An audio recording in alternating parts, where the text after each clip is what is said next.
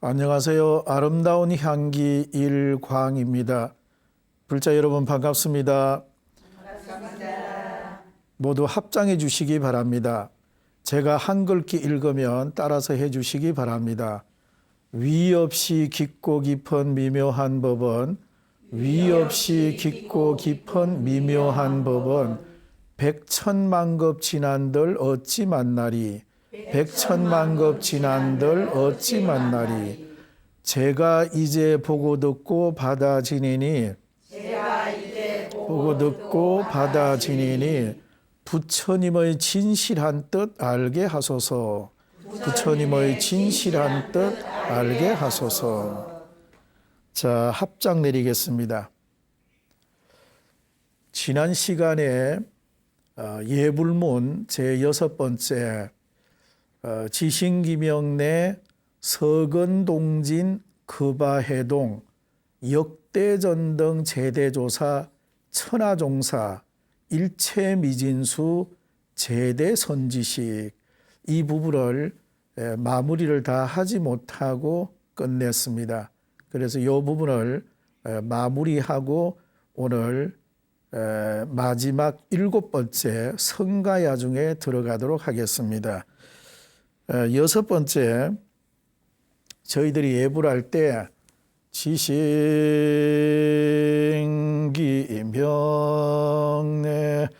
서건동진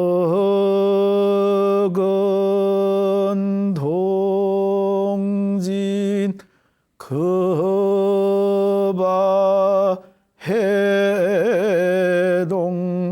역대전등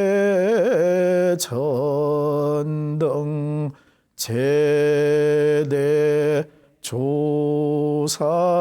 천하종사 일체미진수 제대선지식.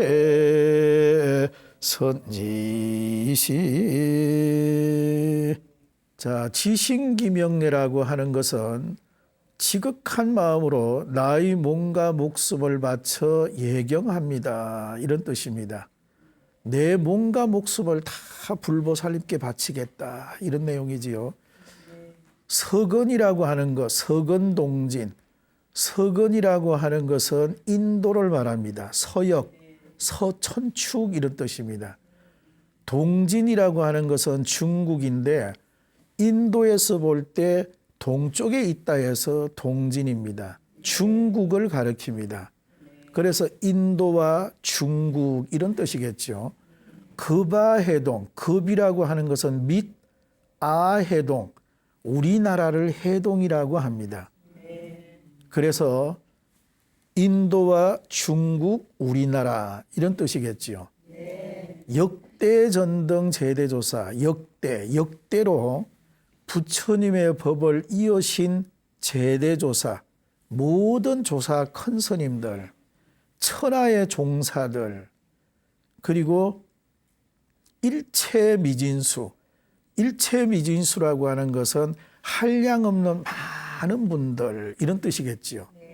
제대선지식, 한량없는 많은 선지식 여러 고성대덕에게 지신기명내 지극한 마음으로 나의 몸과 목숨을 바쳐서 예경합니다 라고 하는 뜻이 되겠습니다.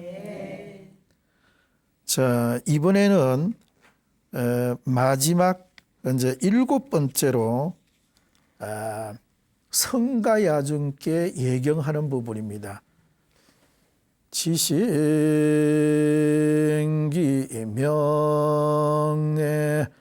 시방 삼세 제망 차례 상주일체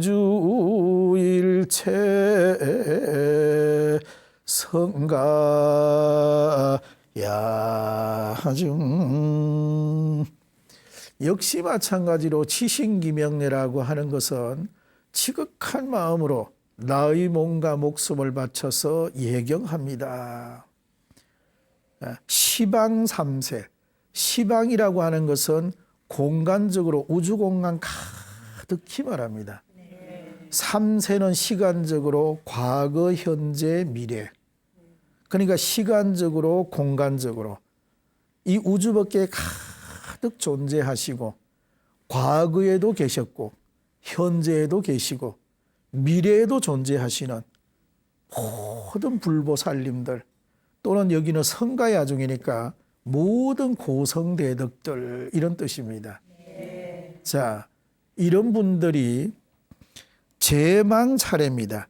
제석천의 아름다운 보배 거물처럼 일체 두루 존재하시는 모든 존경하는 큰 스님들 또는 우리가 광의적 의미에서 비구, 비구니, 우바세, 우바이, 비구 스님, 비구니 스님, 남자 신도, 여자 신도, 광의적 의미는 성가야중은 사부대중 전체를 말합니다. 이런 모든 분들에게 내 몸과 목숨을 바쳐서 예경합니다 라고 하는 의미가 바로 7번째 성가야중입니다. 성가야중. 자, 그래서 이 부분이 이제 우리가 칠정내 마지막 부분입니다. 제가 이번에 해인사 강원을 졸업을 한 우리 동기들과 함께 중국 오대산 4박 5일 성지순례를 다녀왔습니다.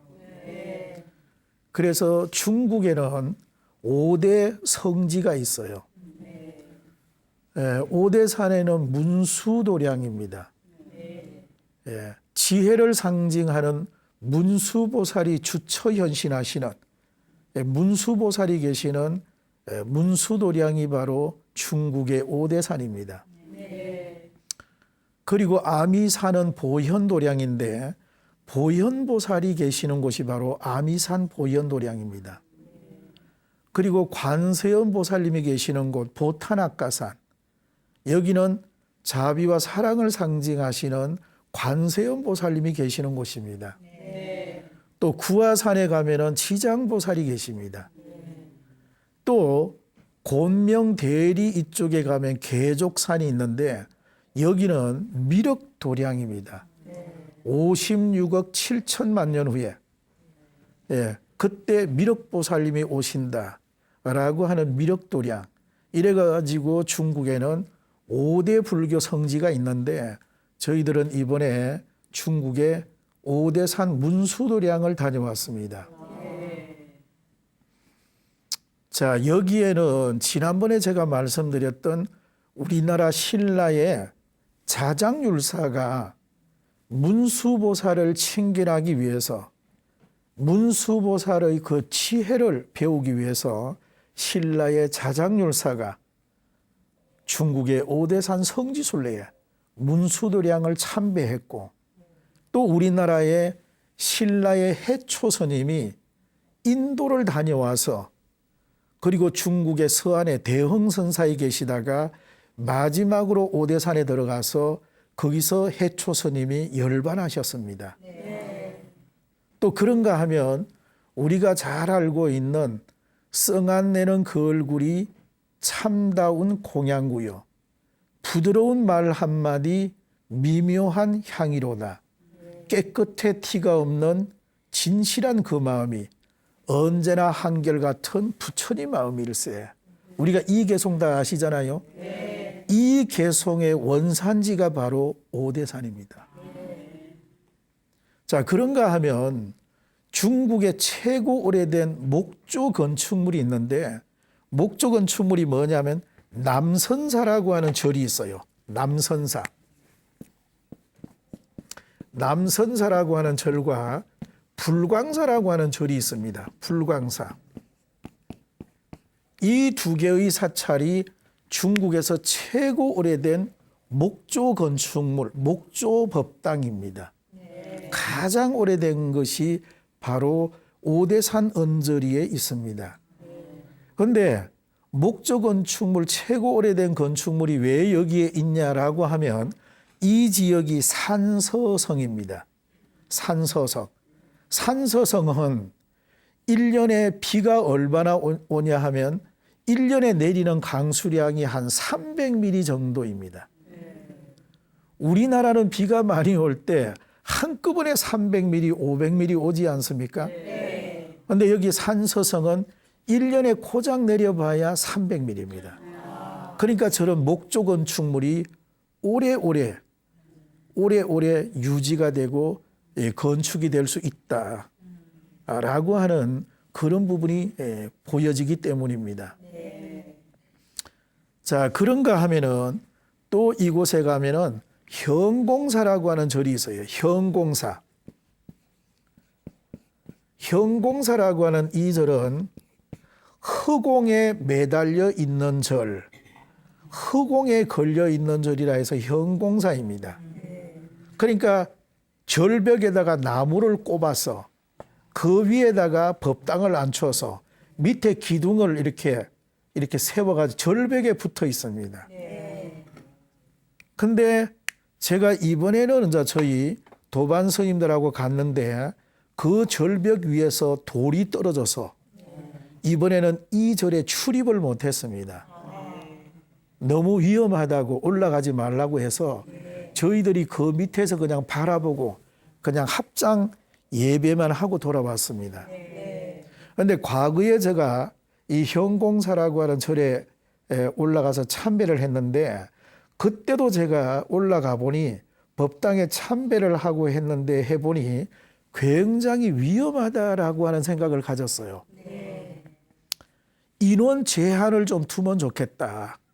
한 번 올라갈 때 한 300명 정도 올라가서 부처님 전에 예배하고 내려오고 또 300명이 올라가고 이렇게 하면 좋은데 제가 보니까 무제한으로 올라가니까 이 건축물 자체가 밑으로 낭떠러지기로 떨어질 것 같다는 그런 굉장한 위험을 제가 그때 가졌습니다. 어쨌거나 현공사가 이번에 저희들은 가서 참배하지 못했는데 절벽 위에 지어진 절 아주 그래서 이태백이라고 하는 시인이 거길 와서 그 광경을 보고 이것이야말로 천하의 장관이다. 그래서 밑에 가면 큰 글씨로 이태백 글씨로 장관이라고 적어놨어요. 천하의 장관이다. 굉장히 볼만하겠지요. 또 여기에 이 언저리에 가면 불공사라고 하는 절이 있어요. 불공사. 다른 말로 응현의 목탑 이렇게 부르기도 한데 우리나라 신라의 황룡사 구청 목탑이라고 생각하시면 될 겁니다. 우리나라 옛날 신라의 황룡사에 있던 구청 목탑을 보고 싶다라고 하면 응현의 불궁사 석가탑을 보면 딱 맞습니다. 이게 목조로 구청탑으로 이렇게 지어졌습니다. 제가 과거에 가봤는데 과거에는 그 꼭대기층까지 나무 계단으로 안으로 올라갈 수 있었는데 또 제가 몇 년 전에 가보니까 2층까지 올라갈 수 있었는데 이번에 가보니까 드디어 1층만 참배하게끔 되어 있습니다. 응현의 불궁사 목탑입니다. 목탑. 자, 그리고 또 뭐가 있냐 하면은 여기에 보면 위진남북조 시대에 북이라고 하는 나라, 북이라고 하는 나라의 선비족. 이 선비족은 종족의 이름입니다. 우리나라 조선시대 때 선비라고 하는 말하고는 근본적으로 다르고요. 선비라고 하는 이런 민족이 있었는데 이 종족이 힘을 아주 크게 만들어서 초대 황제가 탁발부 도무제입니다. 도무제 황제가 군사를 일으켜서 한족을 강남으로 밀어내고 대동을 중심으로 해가지고 수도를 가지게 됩니다. 수도. 그러면서 운강석굴을 개척해요. 운강석굴. 들어보셨죠? 운강석굴, 용문석굴, 도낭석굴. 운강석굴을 북위의 선비족에 의해 가지고 개착이 됩니다. 그래서 초대 황제가 탁발부 도무제, 2대 황제가 명원제, 3대가 태무제, 4대가 문성제, 5대가 헌문제, 6대가 효문제, 이렇게 해가지고 위진남북조 북위에 파란만장한 역사가 전개되면서 이 선비족에 의해 가지고 운강석굴이 개착이 되고 여러 가지 불상이 조성이 되는데, 이것을 우리가 이 오대산의 성지순례를 하면 이런 여러 가지를 우리가 볼 수 있는 그런 어떤 즐거움을 가지게 됩니다. 네. 그래서 이것뿐만 아니라 이 오대산은 문수도량이기 때문에 문수보살에 관한 스토리텔링, 재미있는 이야기, 오래된 고건축, 고문화, 그리고 고불, 이런 여러 가지를 볼 수 있는 곳이 바로 오대산 문수도량이 아닌가, 이런 생각을 가지고요. 자, 저희들이 현재 성가야중이라고 하는데, 성가야중이라고 하는 것은 제가 아까도 말했듯이 비구 비구니 우바세 우바이, 사부대중 모든 분들을 성가라고 이렇게 광의적 의미로 해석이 가능하다. 그럼 우리가 왜 이 사부대중에게 지극한 마음으로 내 몸과 목숨을 바쳐서 예경하느냐 하는 것은 다른 것이 아니고 열반경에 보면 일체중생이 계유불성이라고 했습니다. 사람은 누구나 다 부처님과 똑같은 본질의 불성을 가지고 있기 때문에 우리는 모든 사부대중에게 지극한 마음으로 예경을 올리기 때문에 그렇습니다.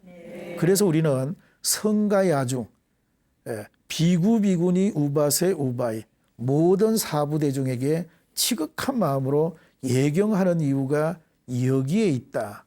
우리나라를 대표하는 고성은 신라로 가면은 자장율사, 원효대사, 의상대사, 백제의 진표율사, 그리고 고려시대에 오면은 삼국유사를 저술한 일현선사, 그리고 보조국사 진울스님, 그리고 조선시대로 넘어오면은 서산대사, 사명대사, 그리고 구한말에 가면은 만해 한용운 스님, 그리고 최근에 법정 큰 스님, 제 나름대로의 이렇게 우리나라의 최고의 고성을 이렇게 제가 거명을 해봤습니다. 또 이 밖에도 많은 고성대덕이 계셨죠. 제가 이렇게 이분들을 거명하는 이유는 뭐냐? 우리 시대에, 또 당신이 살았던 그 시대에 동체대비심을 느끼고 시대정신을 구현하려고 적극적으로 노력했던 그런 부분이 보여지기 때문에 제가 몇 분의 고성을 제가 거명을 했습니다. 시대정신이 보인다. 그 시대와 아픔을 함께 하고자 노력했던 것들이 느껴진다 그 말이지요. 자, 그래서 제가 몇 분의 고성을 거명을 제가 했습니다. 그 중에 오늘 우리가 성가야중, 우리 성가를 대표할 만한 위대한 고성이 누구냐? 그분은 스님이라고 하는 명칭도 있지만은 스님에서 더 한 단계 올라가면 보살입니다. 제가 알기로 아마 우리나라에 많은 스님이 계셨지만은 유일하게 그분을 보살이라고 부릅니다. 보살. 누구냐? 원효대사가 바로 원효보살입니다. 원효보살. 우리나라에 유일하게 스님 가운데 보살이라고 하는 위대한 칭호를 받는 분이 바로 원효대사, 원효보살입니다. 그러면 이분은 무슨 일을 했길래 원효보살이라고 부르는가? 그지요? 그래서 이분의 파란만장한 생애를 다 설명할 수는 없지만은 이분의 제가 보는 그 중에 한 단면, 원효대사는 이런 분이다 라고 하는 것을 제가 설명을 하려고 합니다. 원효대사는 원래 그분이 경상북도 자인면 밤실이라고 하는 곳에서 출생했습니다. 그분이 출생할 때 어머니가 꿈을 꾸었는데 꿈에 큰 별 하나가 품에 들어오는 것을 보고 원효대사를 이제 잉태를 했습니다. 그래서 이 원효대사의 어머니가 친정으로 가다가 상기를 느껴가지고 원효대사의 아버지가 웃옷을 벗어가지고 휘장을 두르고 거기서 아기가 출생했는데 그분이 바로 원효대사입니다. 이것은 어쩌면 서가모니 부처님의 출생과 좀 비슷합니다.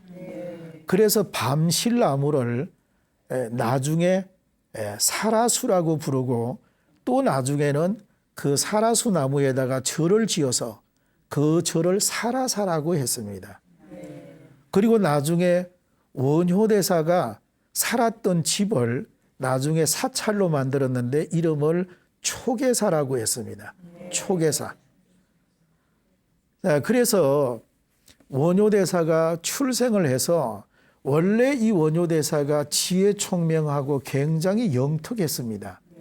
일찍이 화랑에 들어가서 학문을 익히고 여러 가지 궁수를 배우고 여러 가지 재능을 다 이렇게 익혔죠. 그러다가 이제 결정적으로 스님을 한번 만나는데 그 스님이 바로 방울이라고 하는 스님입니다. 방울 스님. 근데 방울 스님께서 이 원효에게 말을 하기를 부귀영화는 다 헛된 꿈이다. 또 인생이 가지고 있는 고통과 번민과 슬픔 이런 것들은 인생의 이치를 깨달지 못하여 오는 것이다. 인생의 이치를 깨닫고 보면 이런 것들은 다 부질없는 것이다. 자, 이 말을 들었는데 원효대사는 크게 깨달은 바가 있습니다. 자, 그래서 원효대사가 내가 출가를 해야 되겠다. 이래가지고 드디어 이분이 29살에 머리 깎고 선임이 됩니다. 그래서 이제 여러 서석을 만나서 이제 공부를 하고 나서 원효대사 나이 33살쯤에 됐을 때 의상대사, 자기보다 8살 정도 아래인 의상대사를 만나가지고 우리가 중국에 가서 공부를 하자. 그때 중국에는 누가 있었냐 그러면 인도에서 돌아온 현장법사가 있었습니다. 우리가 현장법사 문화에 가서 공부를 하자. 이래가지고 이제 두 사람이 출발했는데 고구려 요동 땅에 가서 첩자로 오인을 받아가 잡혀서 감옥 생활을 좀 하다가 신라로 돌아오게 됩니다. 그리고 몇 년 더 있다가 또 의상대사하고 또 서로가 생각이 맞아가지고 또 중국에 공부를 하러 떠납니다. 지금으로 말하면 평택, 포성읍 정도 그 언저리 어디서 하룻밤을 자는데 원효대사가 굉장히 갈증을 느껴요. 그래서 어디 가서 물을 좀 마셔볼까?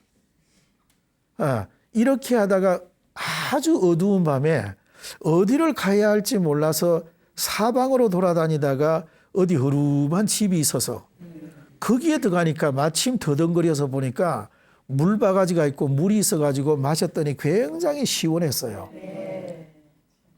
자, 그리고 이제 하룻밤을 자고 그 다음날 내가 어디 가서 물을 마셨는데 그 물이 도대체 뭘까? 그리고 그 집은 뭔가 하고 찾아가 보니까 사람 시체를 갖다 두른 곳이었습니다. 해골 바가지에 물이 담겨 있었는데 그 물을 마셨던 겁니다. 보는 순간에 구토가 일어나면서 원효대사가 크게 깨닫게 되지요. 심생적 종종법생하고 신멸적 종종법멸이다. 마음이 한번 일어나니까 모든 존재가 일어나고 마음이 소멸하니까 모든 존재가 따라서 소멸한다. 삼계가 유심이고 삼계가 유심이고 유심소작이라고 합니다. 유심소작. 모든 것들은 내 마음이 짓는다. 일체 유심조. 모든 것은 내 마음이 지어낸다. 내 마음먹기 달렸다. 자, 이것을 원효대사가 크게 깨닫고 드디어 의상대사하고 결별하고는 돌아오게 됩니다. 돌아와서 경주 분황사에서 살게 됩니다. 경주 분황사. 거기서 집필을 하고 저수를 해요. 자, 그랬는데 그때 당시에 신라의 왕이 태종 무열왕이었는데 그분의 둘째 딸이 요석공주였습니다. 그런데 원효대사가 요석공주하고 인연이 돼가지고 설총이라고 하는 아들을 낳게 됩니다. 자, 이럴 때 당신 스스로 이름을 소성거사라고 했고 또 다른 말로 복성거사라고 했습니다. 소성이라고 하는 이 말은 마음이 굉장히 적은 사람, 마음이 옹졸한 사람. 이 복이라고 하는 것은 복성거사는 아래 하자, 여기 점 하나 찍으면 아래 하자입니다. 아래 하자도 못 되는 아주 못난 사람, 그런 뜻입니다. 자기 스스로를 이렇게 낮추면서 그러면서 이분은 그 전국을 돌아다니면서 큰 사찰에 가서 자기 신분을 숨기고 부목처사 노릇을 합니다.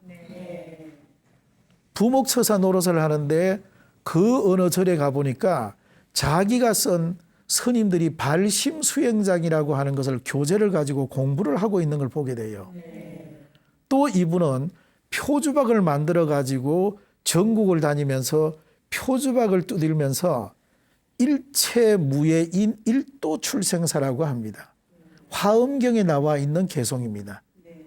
일체에 걸림이 없는 사람이 생사의 길에서 벗어날 수 있다. 이렇게 하면서 표주박을 두들면서 전국을 이렇게 돌아다니게 되지요.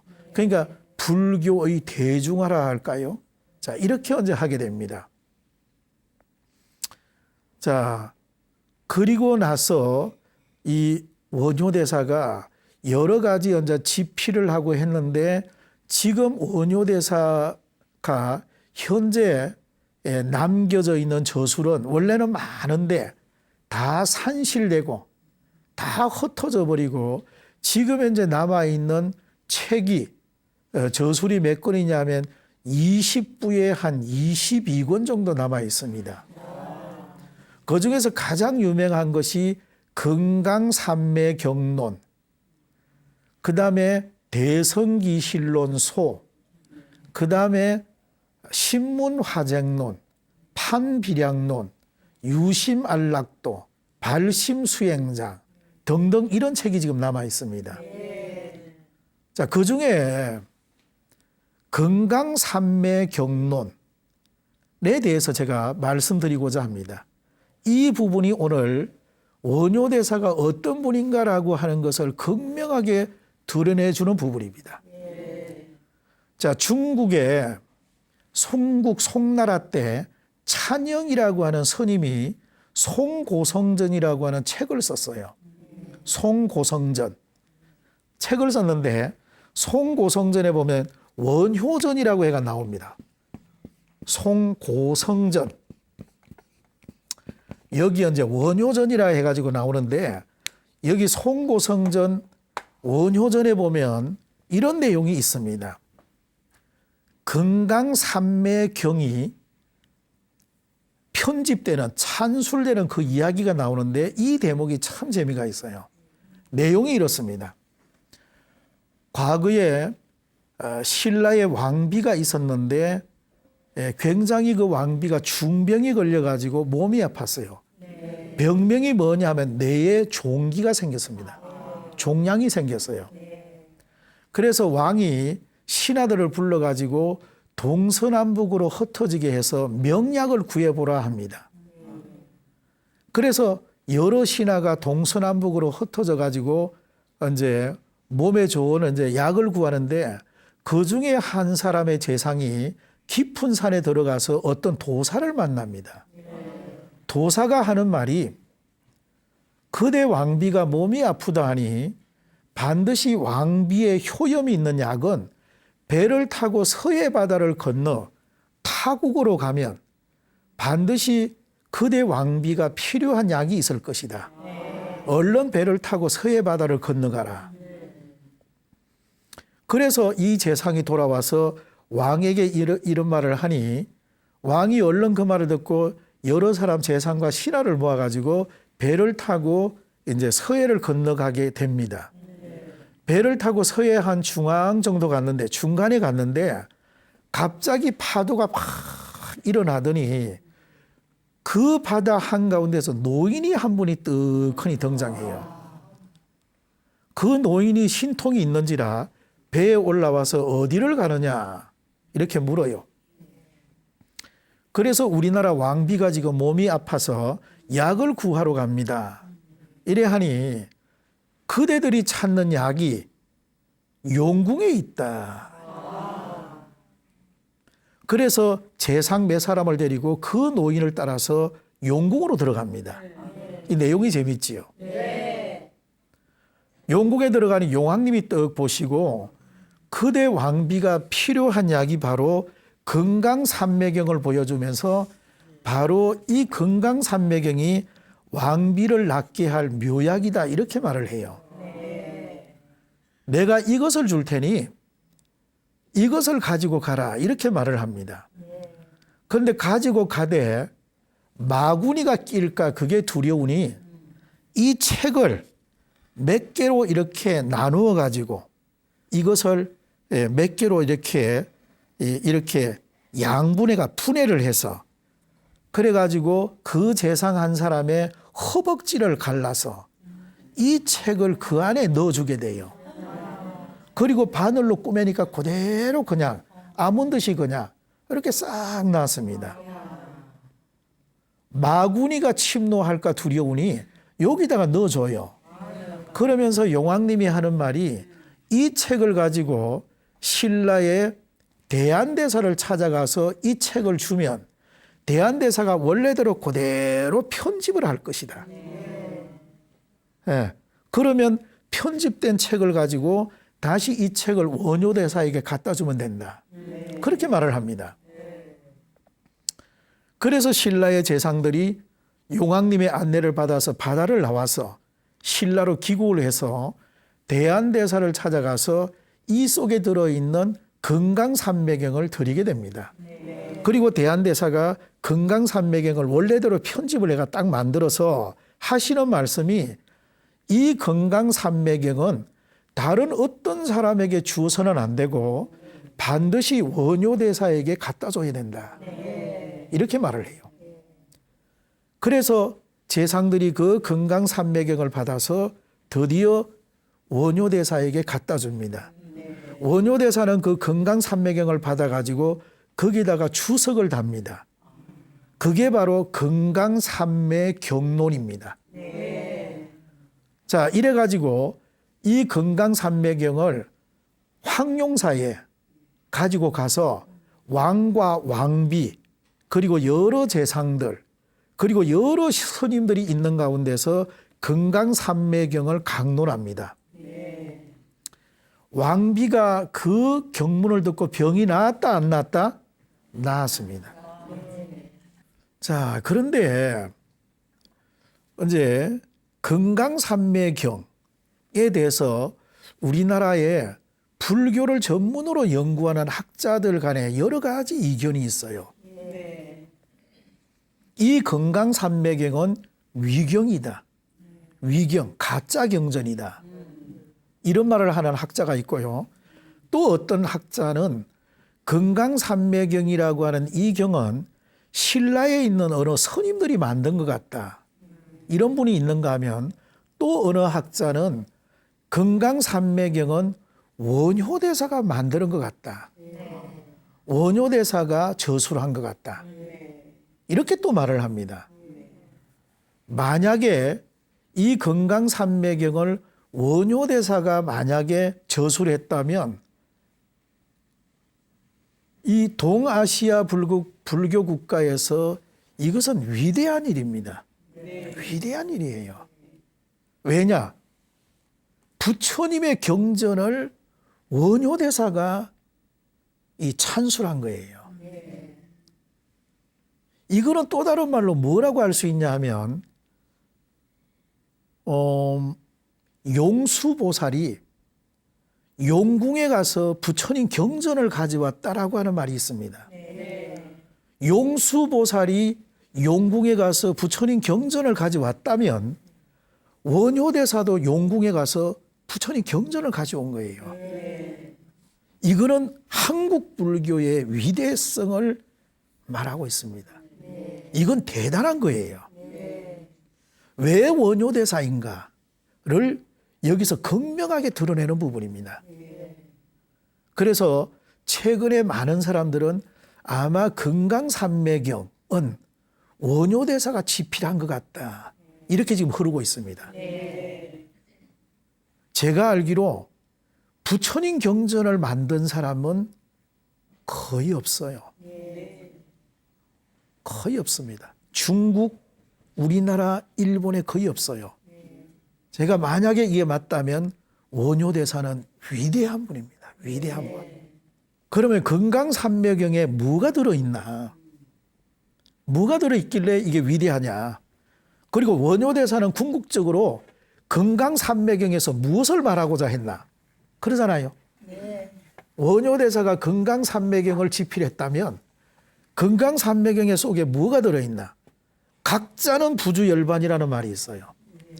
그 경문 안에 그런 말이 있습니다.